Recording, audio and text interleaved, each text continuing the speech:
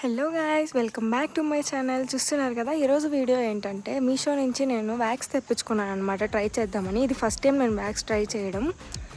ఏంటంటే ఇది ఒక రివ్యూ వీడియో కూడా అనుకోవచ్చు అనమాట. ఫస్ట్ టైం ట్రై చేస్తున్నాను అనమాట.